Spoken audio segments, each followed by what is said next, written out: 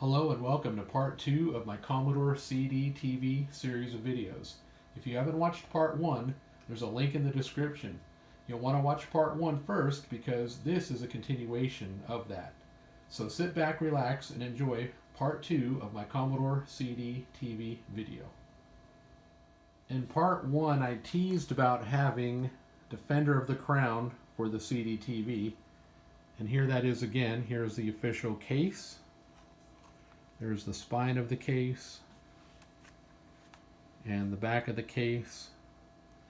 And when you open it up, got the manual right here, and here's where the CD would go.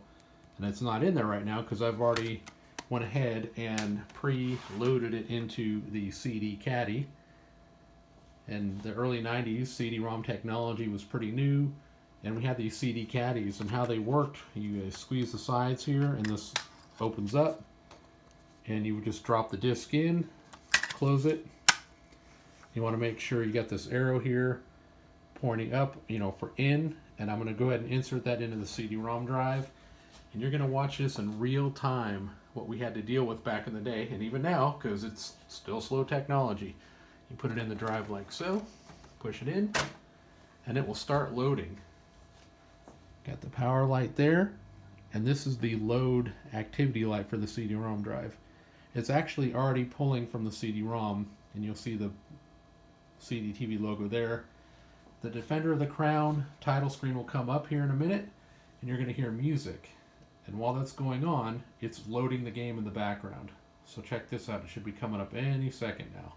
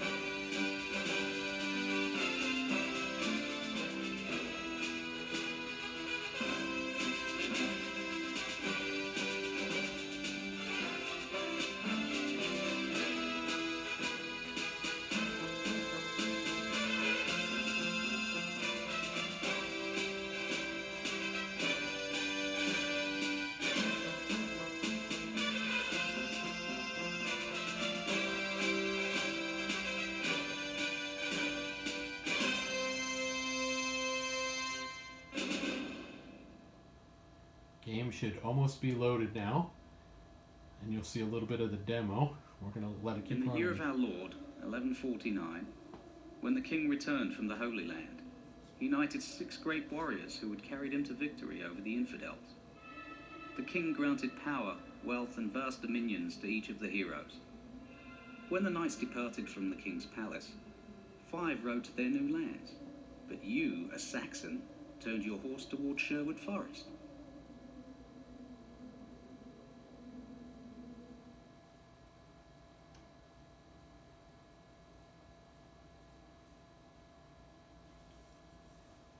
Here you can see some characters. I'm going to go ahead and move the mouse.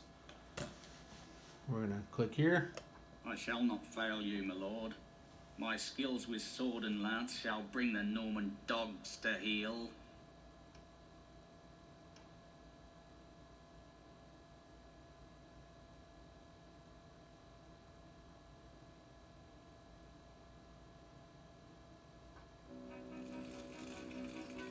Arriving in Sherwood Forest, you are greeted by your old friend Robin of Locksley.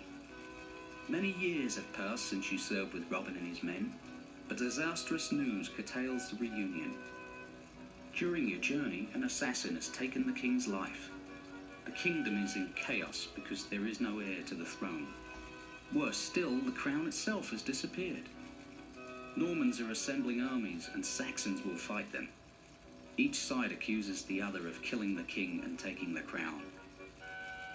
Robin tells you the struggle ahead is for younger men. Men like you, he says. Only you can save England.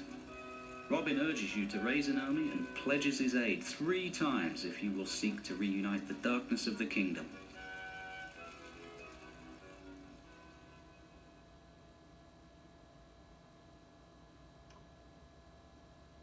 So there we go. There's a little bit of Defender of the Crown. I'm not going to let the whole thing continue on or play any length of the game. So we're going to go ahead and stop here, and I'm going to show you another game on the CDTV. Next up, I'm going to show you Lemmings. This was one of the pack-in games for the CDTV, and you'll notice here it still has the sticker, the not for individual resale. I've left that on there. There's the spine. There's the back of the case. And the inside, and like Defender of the Crown, I've already taken the disc out, and I've got it in the caddy here. So I'm going to go ahead and put that in. You're going to watch this load in real time. And just keep an eye right here. You'll see the activity light. What's cool about this version, it's like the floppy disk version, where disc 1 was the intro, and then disc 2 was the actual game. But with this, it's all on the CD, so it'll all just load up. So in a moment here, you'll see that coming up. Right now, you see Psygnosis, Lemmings on the left, and there's a demo on the right. We're just going to go ahead and go into Lemmings. And to do that, with the remote, you would push A, which is also like a left mouse button, and I'm going to go ahead and do that now. Press left mouse button. It's going to load the game. Should be much quicker than Defender of the Crown because it's a smaller game. But hang out here. Shouldn't be too long. Hopefully not like a full minute, but just a few more seconds. It'll pop up. We're watching this in real time. So there we go. Psygnosis presents DMA design, and now you're going to see the intro.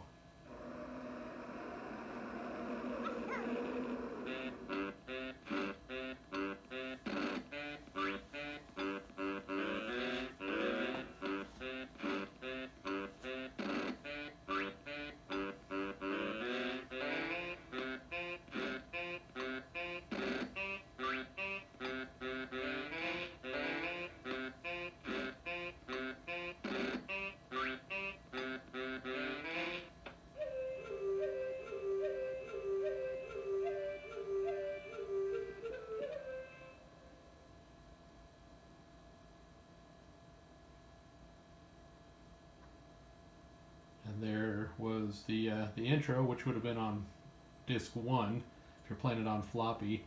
Then you would put in disc 2 and you would get the game, which is coming up here. So here's the game. Use the mouse. I'm going to go ahead and say one player. Do a little bit of the Lemmings. Lemmings is one of my favorite games on retro computers and consoles. I just got to save 10 Lemmings. Press A to continue.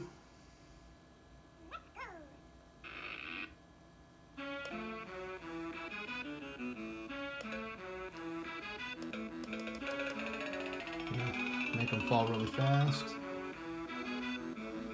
And that's pretty much level 1. They're all going to go in. They're all going to be saved. Or you know, we could nuke them. Let's nuke them.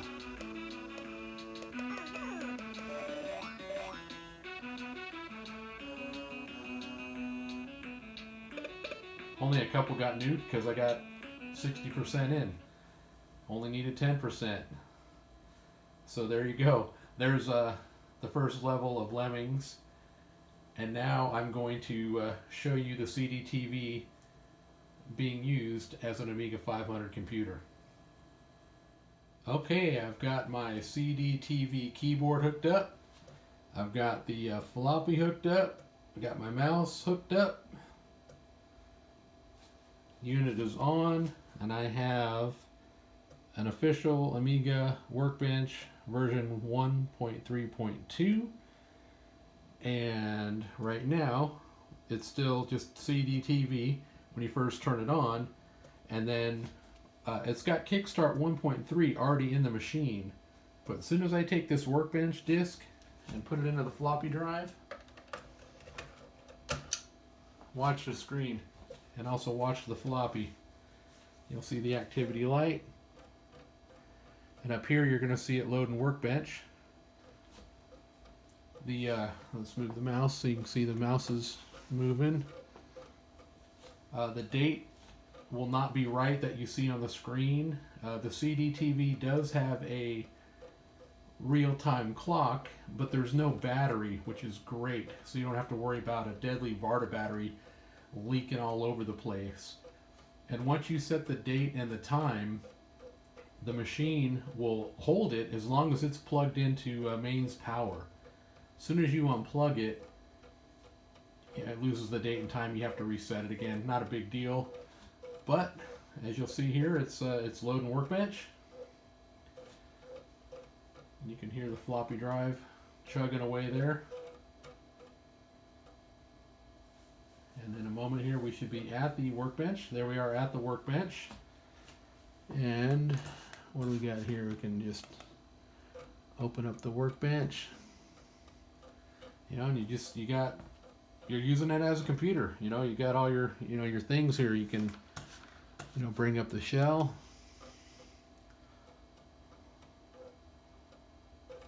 So the shell is now up, and now I'm going to type on the keyboard.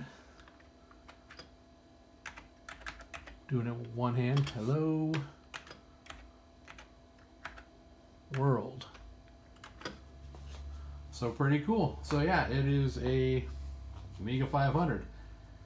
I'm not going to show anything else with Workbench, but I'm going to show you loading a game off of floppy as well.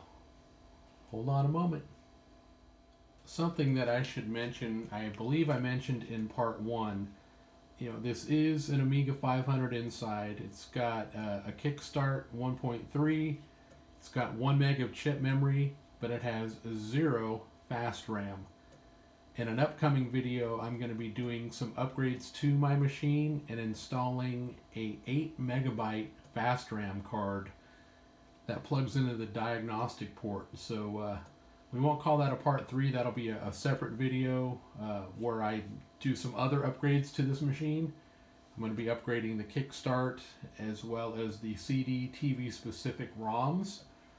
But before I wrap up this video, I want to show you one more game and loading off a floppy. But keep in mind there's no fast RAM, so that's part of why it's going to be taking a minute to load. But the game is Hybris. It is an awesome shooter, and I love this game like Lemmings. Those are two of my favorite games, Hybris and Lemmings, to play on the Amiga or the CDTV. And so we're going to go ahead and pop the floppy in, and it'll start loading.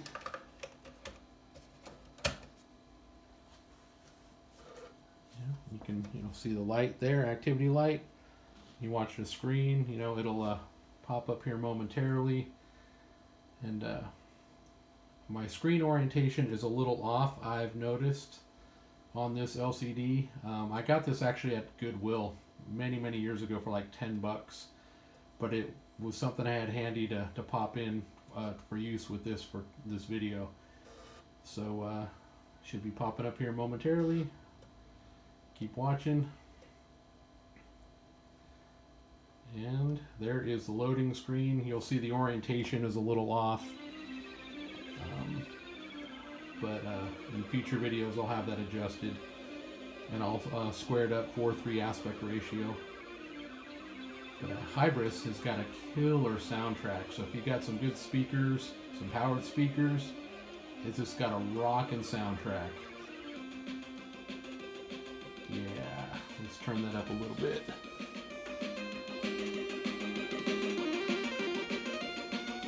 Hopefully there won't be any copyright strikes. And in a moment here it'll go into the demo of the game. Again, this is running off a floppy. So there's the title screen again. Copyright 1988, 89.